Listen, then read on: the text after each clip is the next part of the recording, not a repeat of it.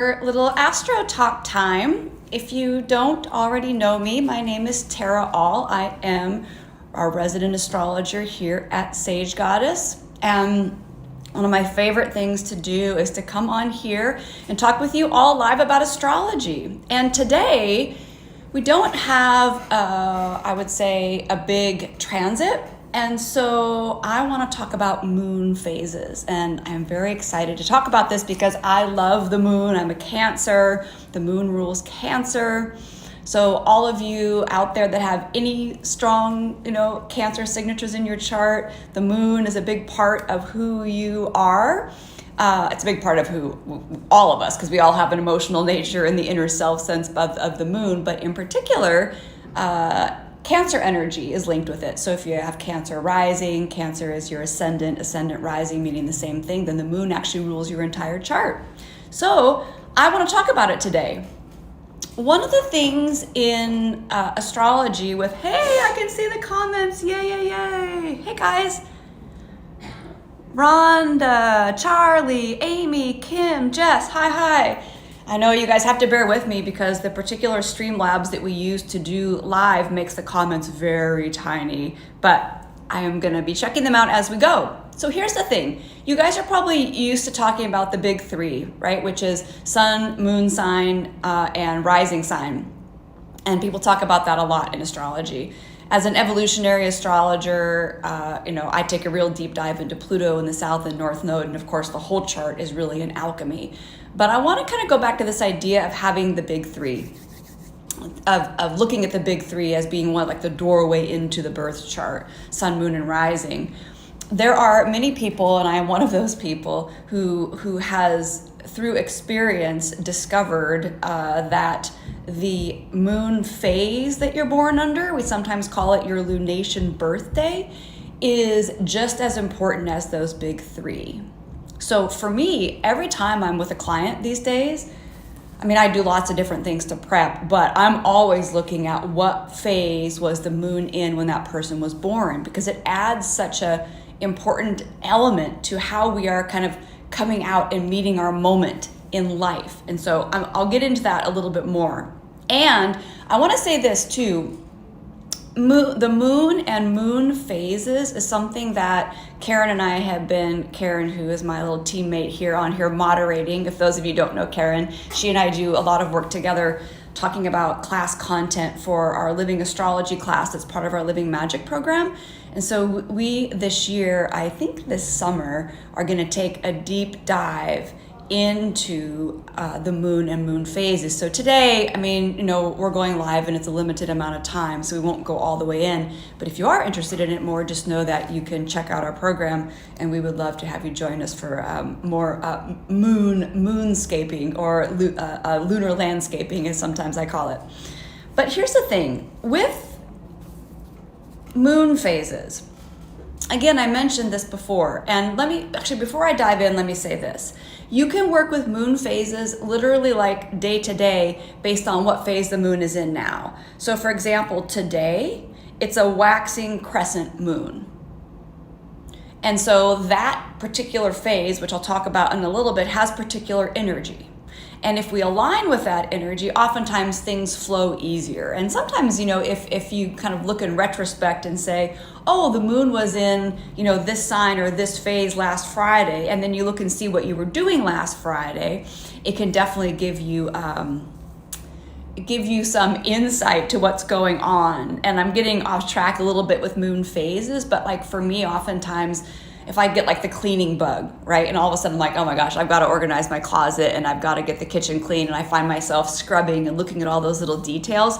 Oftentimes I'll find that the moon was in Virgo during that time, right? And Virgo is an energy that naturally brings out that wanting to bring the perfection, right? Wanting to clean things up, wanting to organize. So just as a little example, I think Karen's giving some links in here, and I was going to do it a little bit later, but if you don't know what moon phase you were born under, here's the trouble. There are lots of sites that will do it, and they're not all accurate. And part of that is because there are technically 8 phases the way we work with them in astrology, but not everyone is working it from the astrology angle. So some of those sites, kind of more like they focus more on the crescent and the half moon and the full moon. So I'm just saying that you may not always get accurate information. This website that I have had pretty good luck with, one of them is moonglow.com, and Karen can share the link. I gave it to her before, but I've had it, you can just kind of choose right from this page for them. It's actually moonglow.com/pages/moon-calculator, and you can just put in your date, month, and year when you were born, and it will give you the phase. But again, the only way to know if you're getting it 100% accurate is to do the astrological math, which a professional program will do, or any astrologer can tell you. So just want to hold that loosely in case you are like, wait a second, this isn't me, and this website is saying this. Well, you might not be fully accurate. But anyhow, even if you can't get down to the exact phase, even if you just know if you were born during the waxing or the waning half of the cycle, can be really useful. So let me jump in here a little bit. And again, let me say why I think that working with the moon phase is so helpful. It's because for me, I mentioned this before, it helps you meet your moment, right? Like every moment in your life, it's helping you meet your moment. The energy of that phase, which again, I'll get into in more detail. And that phase symbolizes how you are wired to engage with life, right? Kind of how you step into things. If this sounds a little bit like the ascendant or rising sign, there are some similarities, between the two. And so when you sync up with this energy, with your moon phase energy that you're born under, you can kind of get more in flow. And the moon in general has a lot to do with flow. So anytime we really engage with our moon and get comfortable in that energy, it's going to help us kind of move through those tides or those moods, or the different things in life that come up and that can sometimes kind of toss us around. But the more we sort of have that, emotional, moon is very much linked with emotion, right? So we have that emotional self-sufficiency, the emotional stability. Doesn't mean we're not going to still feel the feels, doesn't mean we're not going to go through, the reactions, but we find ourselves at a more, okay, I can be with myself while I move through the flow. And for right now, just so you know, some of you in here are worried about time. So time does matter a lot for doing the whole birth chart. You should still be able to get pretty accurate on your moon phase, unless it was literally changing from one phase to another at that moment you were born.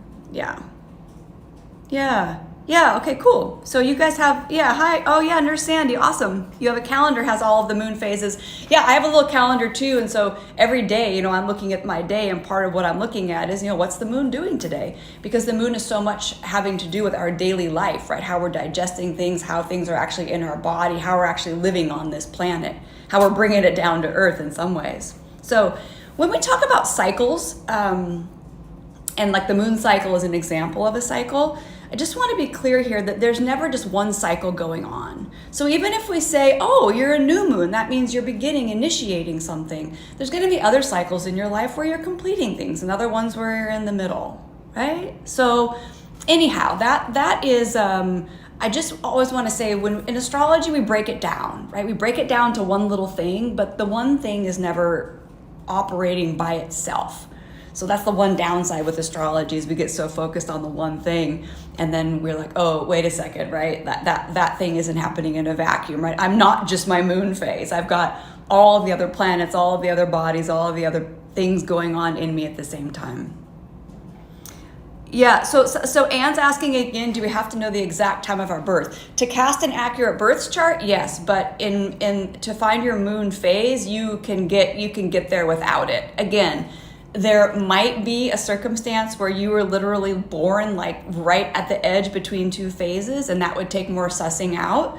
But you, like these calculators, the link that I shared with you, it won't even ask for time. It will just ask you for the month and the day and the year, and it will be pretty close.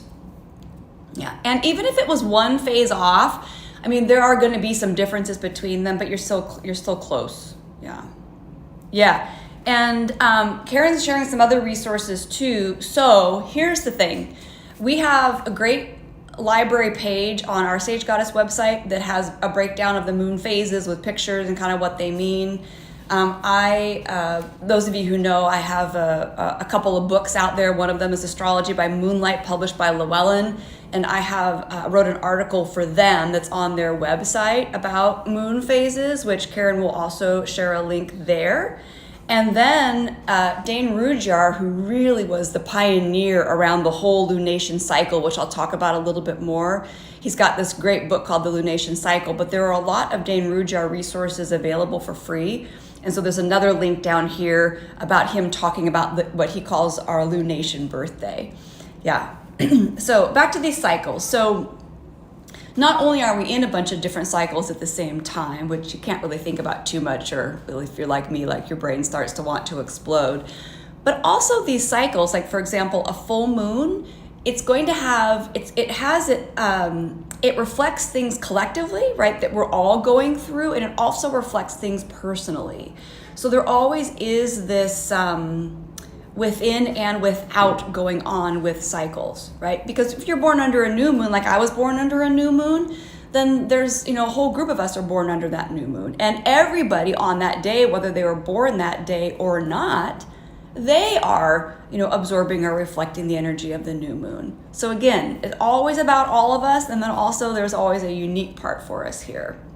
I'm going to mention real quickly here, when we say moon phases, it really is solely lunar phases. Now, I'm not going to stop saying moon phases, it sounds prettier, but the moon's not doing something by itself. The moon phase is all about the relationship between the sun and the moon, right? And the moon doesn't even generate any of its own light. It reflects the light of the sun.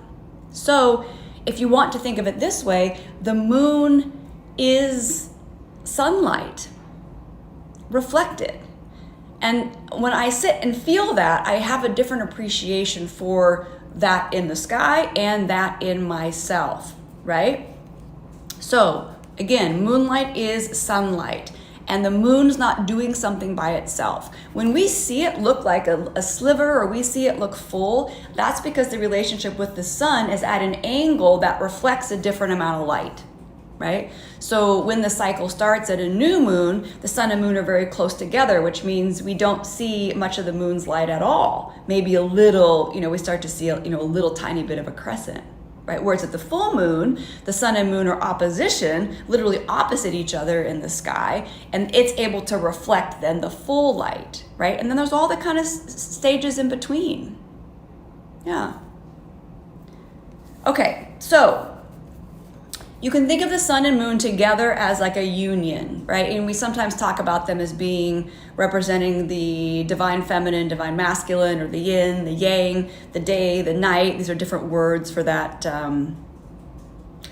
Karen, Charlie, Karen, she will respond. I'm live on main page right now, but I think Karen's also sharing it in the group, but she can respond to that better than I will be able to. That's why we have Karen, and it's better that we let her do those things. So think about the sun and moon as a team. And so again, the moon is the yin or receptive end of that shared field of energy. And the sun is the assertive or the yang end. Again, you can think of the moon as nighttime and the sun as daytime, but together they are our complete 24 cycle of day and night. And they also represent a whole human being, right? For me, the moon very much body, and the sun very much spirit. Okay, so briefly, just a little bit of sky mechanics, just because I like to if you don't already know, it's good to kind of know what's actually going on up there when we talk about these things. So the Earth orbits the sun. I know it looks like the sun is moving to us, but we're the one moving. I've talked about this before, but that's the thing, right? The sun is not moving around us, we're moving around the sun. And then the moon is a satellite that orbits the Earth. So we've got all of these things moving, right, in different ways. And the sun doesn't orbit anything, it's a star. And stars are held together by their own gravity. So this is one of the ways that I think about the interplay between the three, the sun, moon, and earth, which collectively really are produced phase, sending it down to us on earth. And then I imagine that Earth is where that energy is manifesting into form. So this is metaphorical, but it helps me sort of feel those energies, especially how they might be working within us when we look at the symbols astrologically. Okay? So back to the cycles, the moon solely lunar phases, or the moon phases, and back to Dane Rudhyar, who again really is considered the father of humanistic astrology. So if you spend any time looking into his work, one, it's super intelligent, sometimes hard to understand, super deep, and he did not just do astrology. He was a composer with music. He also was an artist, philosopher. I mean, the list truly goes on. But he's the one who really, like I was saying, pioneered this idea of the lunation birthday. And he would say that the sun is our basic archetypal purpose, right? We talk about the sun oftentimes as sense of purpose. And that the moon is how we're actually living it. So when you put the sun and moon together, it's how you're living your purpose. And so the phase lets you have a little view or peek into how you're actually working things out on this planet. Yeah. So the moon phase you're born under, your lunation birthday, and for me, every month, like, I don't have a party, but when it's new moon, that's my lunation birthday, right? Every month. So just like you have a solar return and lunar return, it's a different concept, but feel into this in a similar way is whenever the moon is back to the phase that you were born under, that kind of reignites that energy in you. Again, that's your lunation birthday. So it reflects in part, I always talk about how you can best meet your moment, but your natural approach to life and the approach that generally works best for you. So whatever it is you want or need to do, the energy of your birth moon phase or solely lunar phase is how you can best do it. So it's not what you're doing, it's how you can best do it. So for me, right, I'm born under a new moon, right? So actually, let's just dive right into this. Right? So 160 degree wheel. This is probably already getting really technical, so, let it go if it's too much. But for those of you who, like that part of it, knowing a little bit more, it really is. So like to be born under new moon means that there is 0 to 45 degrees between the sun and the moon, right? Which is pretty tight, pretty close together, right? All the way together to a little bit apart. But so if you're like me, and if you're born under the new moon phase, the best way you can meet your moment in most cases, there's always exceptions, so, hold that loosely, or the best approach to how you can do things or get them done. New moon is about emergence and initiation. And new moon phase naturally embodies Aries energy. So for me, one of the things I try to remind myself is it's good when I trust my instincts, right? That's that new moon. If I want something, it's good if I take action to go for it. If I sit around too much and kind of stew or overthink it or get nervous about kind of making the first move, oftentimes a part of me, there's like something that kind of dies or shuts down inside. And it's funny, you guys, you may see me here and see like I'm actually quite comfortable, right, with like going live with you. I don't sharing things intellectually, even sharing from my heart comes pretty naturally. But there are other things in my life where making the first move makes me very nervous and very uncomfortable, right? If I want to ask someone to dance, for example, now it's easier because I have a partner from a long time and, he always says yes. But like, I think back in junior high, right, would have been mortified to do that. But that new moon energy is, hey, if you want it, go for it. Try it. Check it out, Try the clothes on. See if you like it. Get out on the dance floor. Speak your mind directly. Don't take a passive aggressive route, Hit it straight on. Now, I will give you guys, we're not going to get into everything here, but there are things you can work with. So if you're born under new moon, and let me also say, if you're born under new moon, or if it's a new moon, like in real time, because new moon energy for everybody, like, again, I was saying that today is a waxing crescent. So that's the next phase. That will be actually the moon's energy today, is waxing crescent. So whatever phase the moon is in now, you can align with the energy. Yeah. And oftentimes that will help. It's like, oh, okay, so if, when the moon is new, this is why we set intentions, right? Does this make sense? We set intentions or we put our wishes out there because it's the best time for that fiery impulse of getting it going. Just like Aries, right? Aries is great off the start line. Not always great finishing things, but great off the start line. So know that about the energy, and knowing that about yourself just helps you really tap in and make the best use of it.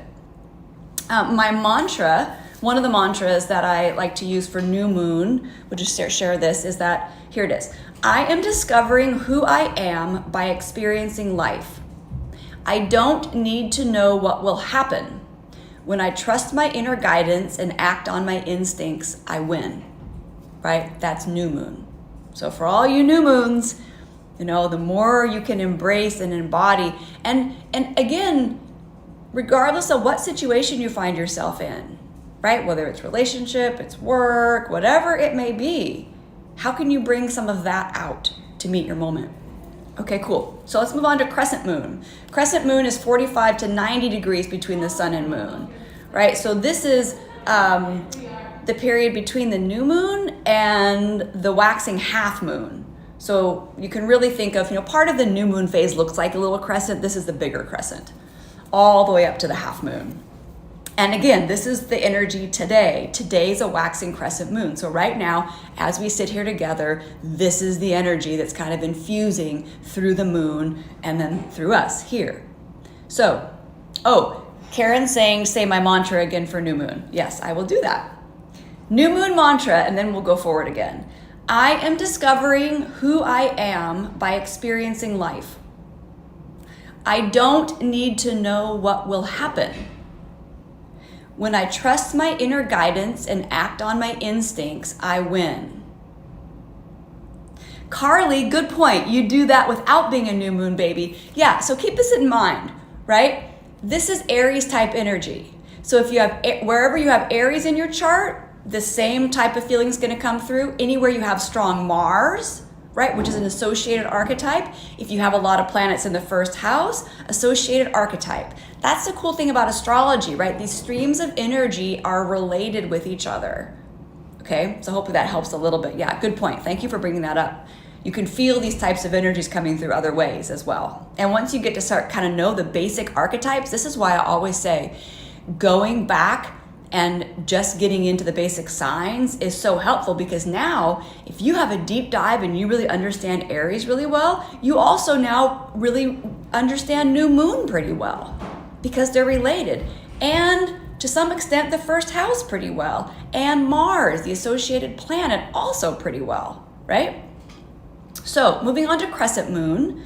The theme for crescent moon is expansion and foundation. This one is Taurus energy, right? And this is today, right? So today we're in this expansion, foundation, crescent moon, which means the moon's still waxing. I can see it, but it's not halfway full yet, so it's still developing.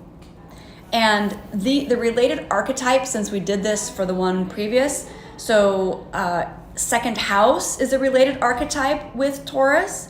And the planet Venus is a related archetype as well, okay? And then crescent moon phase, so, right? So now you have that little cluster that have relationship together, share some energy. Here is the mantra for crescent moon. Crescent moon, by the way, think about if new moon, you get it started, right? That is like where you like, D. Marie, yes. Karen can repost. There's a link that I like pretty well for finding moon phase. Although I'll just share again that I don't know that any of the sites are perfect. An astrologer and professional astrology software can easily calculate it. But Karen will reshare the link of the one that I like that at least has been pretty good in my experience.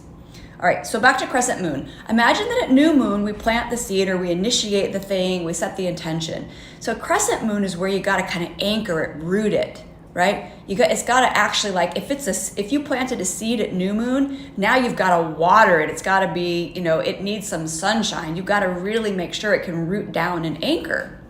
So the mantra for this one is, I have the strength and dedication to build a new future. When I focus on what truly has value, meaning, and purpose, I can do anything. But crescent phase can be tough because it can feel exhausting, and it can be, you know, like when something's just starting to grow, it's sometimes hard to keep it going. The only thing I will say about NASA, you guys, is just know that there's a difference in how people do moon phases. Astrologically, we're looking at 8 different moon phases divided a certain way. And I don't know that the astronomy sites always do it the same way. So you'll get close, but I just want to say it may not be astrologically exact to what we're talking about here, right? So anyway, hope that helps. Not to discourage you, go wherever you want, but just want you to hold that a little bit loosely. Karen, I'm going to say the mantra again for Crescent, waxing Crescent. I have the strength and dedication to build a new future. When I focus on what truly has value, meaning, and purpose, I can do anything. All right, so this now brings us, and again, that's today, right? So that you can think of that's a mantra for today for all of us and for all of you waxing Crescent babies. And you can also, and I also work with the moon phases and progress charts, which is a technique that we won't get into today, but this really, like, it is useful in many applications. So, okay, so I am going to now move on to first quarter. So first quarter moon is the waxing phase where the moon is half full, halfway to full, right? So yeah, it literally, we call it first quarter, and which is interesting, but it's actually halfway full, but it's a quarter of the whole cycle. That makes sense. And the energy for this one is Leo. So again, you can think first quarter moon energy is related with the Leo archetype, which also is related to the 5th house, which also is related to the sun.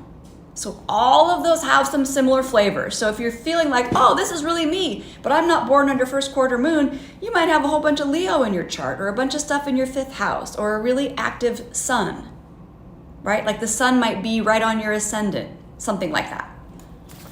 So in this one, first quarter phase, we sometimes call this one, we sometimes call it crisis in action, because it's about, you have to go for it. We also sometimes call it here at Sage Goddess lights, camera, action, you know, because it is that, okay, get out there and do your thing. You have to test it to see how it's going to go, which can sometimes be scary because you step out there and go for it and you're like, oh, wait a second, that didn't go so well, right? Or maybe people didn't like it. But the thing is a half full moon is you still have a chance to go in and tweak it, change it, right? It's only halfway full. So you need to kind of get a feel for, is the thing I'm growing and putting out there, is it what I want it to be? And we get that from receiving the results of our action of putting it out there. So the mantra for this one is, I am creative and courageous. When I put my heart into it, my uninhibited self-expression blesses the world. By the way, you guys, this is great for any Leos as well. I got Moon and Mars conjunct in Leo, so I'm not born under a first quarter moon, but this mantra really appeals to that part of my energy too. Okay, do you need me to say it one more time? Karen, I'll say it one more time. For first quarter, I am creative and courageous. When I put my heart into it, my uninhibited self-expression blesses the world. Yay, Nurse Sandy, first question, yeah, I'm gonna. Yes, love it. Okay, so now we're to gibbous moon, waxing gibbous. Waxing gibbous is that kind of big blob when the moon is almost full but not quite there. And so this is like the dress rehearsal, you can sometimes say. It's that last chance to sort of tweak and refine or adjust what's gonna be full. So if this was like you were gonna put on a performance, like say it's a play let's say it's a play. This literally is the dress rehearsal, because after this it's gonna be full moon and then the curtain's gonna open and everybody's gonna see it. So there can be a lot of pressure under gibbous moon, and it's associated, by the way, with Virgo energy. There can be a lot of pressure to get it right, and sometimes to feel a little bit self-critical or a little bit stuck. But that's not the intent of the energy. It just can come through that way. You have to be careful not to get stuck too much in the details, but also to pay attention to what can be be a little bit better? Or, what are the last touches that you want to do before the thing is out there, for better or for worse, which is kind of what full moon is. So again, this is Virgo energy, and Virgo, so gibbous moon, waxing gibbous, associated with Virgo archetype, also associated with the 6th house, also associated with Mercury. Okay, so all of those things. And so if any of those are super strong for you, you may relate to what I'm sharing here. So Virgo's out there, you may be like, hey, this feels like me too, or a bunch of stuff in the 6th house. Like I have Pluto in the 6th house, so I really resonate with this energy, even though I'm not born under a gibbous moon. The key words, overcoming and adjustment. And the mantra is, I am dedicated to my personal improvement and to being kind towards myself in that process. No matter how much learning and growing I have to do, I am always enough. Let's say it one more time. I am dedicated to my personal improvement and to being kind towards myself in that process. No matter how much, hour to full moon. I'm going a little long today, I guess. I didn't think I would, but we are. And again, when it comes to the moon, good luck stopping me talking about it. At least that's how it feels these days. So now we're to the full moon. And so let me pause here for a second. New moon, waxing crescent, first quarter, and waxing gibbous. That is the waxing half of the cycle. So we just wrapped up the first half of the moon cycle, which is waxing. And all of the waxing half of the cycle, all those first 4 phases, waxing is about building, growing, right? Making, and there's a lot of action involved, growing. I think I already said that, but to reemphasize it. So once we hit full moon, that starts the second half of the cycle, which is the waning. And waning is much more about reflection. How am I going to work and make use of what I already built or grew that comes out in the full moon? Now we hit full moon and we see the full results, right? And again, for better or for worse, because everything that we grow isn't exactly how we want it to be, and that's okay too. And sometimes it's okay to say, yeah, this thing I grew isn't what I want at all, right? I don't think that happens most of the time, but sometimes it is, right? We have that happen in life.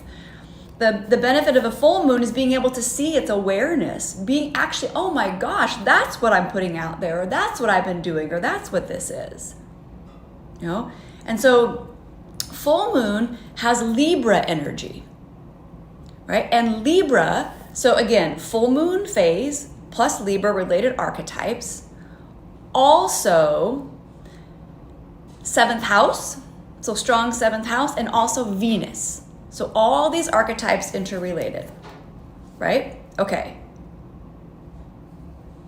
Oh, you guys, I know everyone is not here for the whole time. And the one thing we will say, you can always rewatch it. We are continually kind of thinking about the best way to bring this to you. So if you have ideas for that, we're welcome to we welcome your feedback as well. These also stream to YouTube, so they're available on YouTube as well. But yeah, the thing about the live is I like being with you in real time. So anyhow, here we are. But I know that does mean that sometimes some people will miss some things. And yeah, anyway, keep us updated if you have better ideas. Back to this full moon energy. So the keywords, fulfillment and awareness. And one of the things that can happen during full moon is there's a tendency oftentimes to not own the results. So sometimes with full moon, because it's an opposition, right? The sun and moon are opposite each other. You can think of that things opposite each other. Sometimes, they are one field of energy, but oftentimes we see that as me versus them, right? Me versus you. And so we can receive other people or the environment or life as, oh, somebody's doing that to me, when really we need to get awareness of how that's reflecting what's in us, right? That's a big part of full moon. It's the awareness of, oh, that's actually what's happening. And then being able to step beyond that to actually see the other person or life actually doing what it does in its own right, instead of making that about us. So just know that some of the things like projection are likely during full moon energy, just because that's part of Full moon is about learning through seeing something opposite us to reflect or mirror. Mirror is another good word, that energy back. So the mantra for full moon is, with increasing awareness, I see myself and the world with new clarity. I celebrate the results of my efforts and manifestation of my intentions. And I collaborate with others to put them to good use. So think about this. At new moon, we initiate something. It's the seed point, right? It's the idea. It's the impulse. It's the start of something.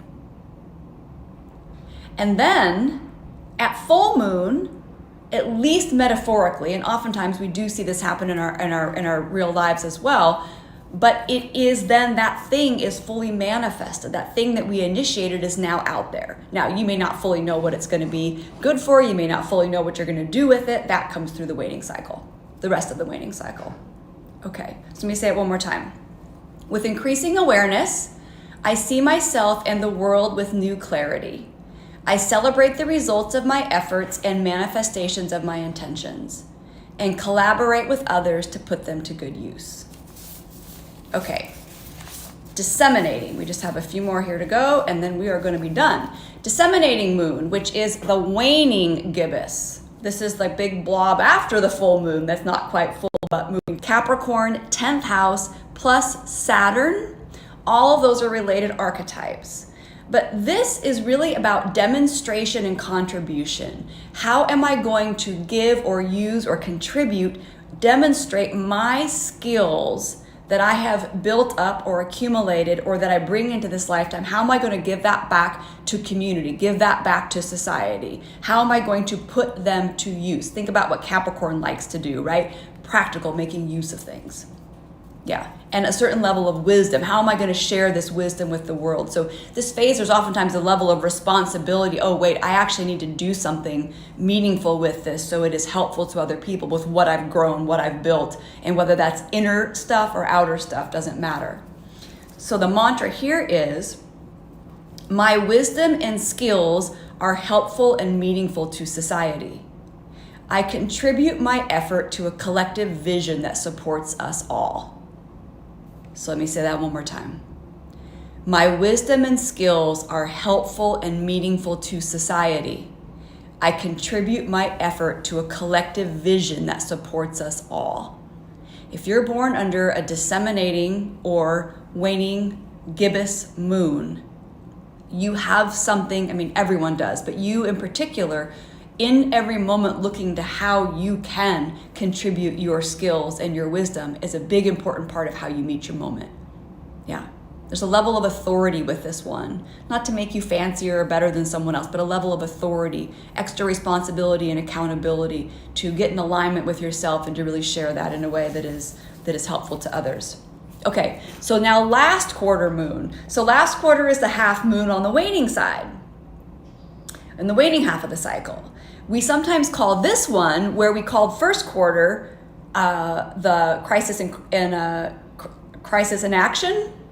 We call this one, the last quarter, crisis in consciousness, because oftentimes it's the moment where we're like, oh my God, I had no idea. I've been looking at it that way for so long and that's not what it is. Or we awaken to these like moments of authenticity or downloads of information where our whole life is like, wow. And this is Aquarius energy, so it makes sense, right? Those sort of moments of not just innovation, but insight. And suddenly like looking at life through a different lens, and you say, oh my God, if I take these glasses off and put these glasses on, what do I see? It's so different. Yeah. So again, the Aquarius, so last quarter, moon and Aquarius energy plus 11th house, plus the planet Uranus or Uranus, however you prefer to say it, our energy is tied into this one. Yeah, those are related archetypes. So if any of those things are strong in you, you may be relating to this energy. The mantra for this one is, and in particular, I didn't mention this, but last quarter moon has a lot to do with letting go old thought patterns, old habits, old ways of living, old ways of being that don't serve anymore. The key words, I don't think I mentioned them, so let me go back, are reorientation and awakening. And the mantra is, I let go of who I thought I was and embrace who I am. My innovation and insight help me and my communities take responsibility for the past and create a better future. So I'm going to say it one more time. For last quarter, I let go of who I thought I was and embrace who I am. My innovation and insight help me and my communities take responsibility for the past and create a better future. This is really a phase of progress, right? Personal progress, collective progress. And that takes us to the last phase now, which is what we call Balsamic moon. You can call it the waning, sometimes people call it the waning crescent. Sometimes it is called the dying moon. It is the very end of the cycle before we go into the next sun-moon conjunction to the next new moon. So in this case, right, the sun and moon are very close together again, but this is before the new phase. So it is a big time of surrender. And this now we move to Pisces energy. Hey, if you guys notice that I didn't talk about all the signs, that's because there's 8 phases. And astrologers have some different opinions around which energies link with each phase, but there's 12 signs, so you'll notice that I didn't bring up every single sign. We could get into a much more complicated conversation around that, but that's why. If anyone was doing the math and saying, wait a second, you didn't talk about Gemini, or you didn't talk about Cancer. No, you're right, we didn't. Or Scorpio or Sagittarius. So just to let you know, for those of you who are clever and keeping on top of me. Back to this Balsamic moon, right? The dying moon, closure and releasing. And this is Pisces energy, and Pisces also is linked with archetypally the 12th house and Neptune. So those all have some related energy in there. And this one, again, it's about surrender. It really is about the ending about to turn into a beginning. So there's oftentimes with this phase a sense of destiny, like that last minute, I need to maybe even sacrifice something of myself for my future lifetimes or for generations to come. There is a feeling of things receding or washing away, almost blurring. This is that, we talk in our programs here a lot about liminal space. You'll hear Athena talk about that liminal space, that space between or the betwixt time, twilight time. This is very much this energy. So closure and releasing. And one thing I want to add here, Dane Rudyard, who I mentioned earlier, one thing in his work that he talks about this particular phase, he talks about how important meaningful closure is. And he says that if you can't come to meaningful closure, because sometimes you can't, sometimes it's a relationship and the other person's not available. Sometimes you're not in an emotional or mental place to be able to bring closure. What he says is that if you're not able to bring it to meaningful closure, you turn away from it altogether. You let it go and you know that it will come back when you're at the point in this life or a future life where you're ready to bring the closure. Because that way you don't pull it into the next new phase. Because this balsamic moon or this waning crescent dying moon is like a compost pile. How do you want to feed or nurture what's going to come in the next new phase? You don't want a bunch of garbage and toxins feeding that new thing that's going to, be born soon. So think about even in pregnancy, what would you want the environment to be like right before that baby's going to be born? In some ways it has that feel. So here's the mantra. My form is changing, and I embrace the betwixt and between. With no holding back, I give of my mind, heart, and soul. I know that whatever is true will never leave, and I release everything else. Let me read it one more time. My form is changing, and I embrace the betwixt and between. With no holding back, I give of my mind, heart, and soul. I know that whatever is true will never leave, and I release everything else. Yeah. Okay, you guys. thank you for hanging out with me extra long today. And if you missed it, you know, you can re-listen. We're going to take a much deeper dive into the moon this year in our Living Astrology program. And as always, I'll be back to talk with you again soon. And as always, if there's things you'd like me to talk about, let me know, or I would say let Karen know, and Karen will let me know. And otherwise, I hope you all get the most out of the waxing crescent moon today. And hopefully this will help you just kind of tune in with some of those natural energy streams. Okay, all right. Love you guys. Until next time, take care. Bye.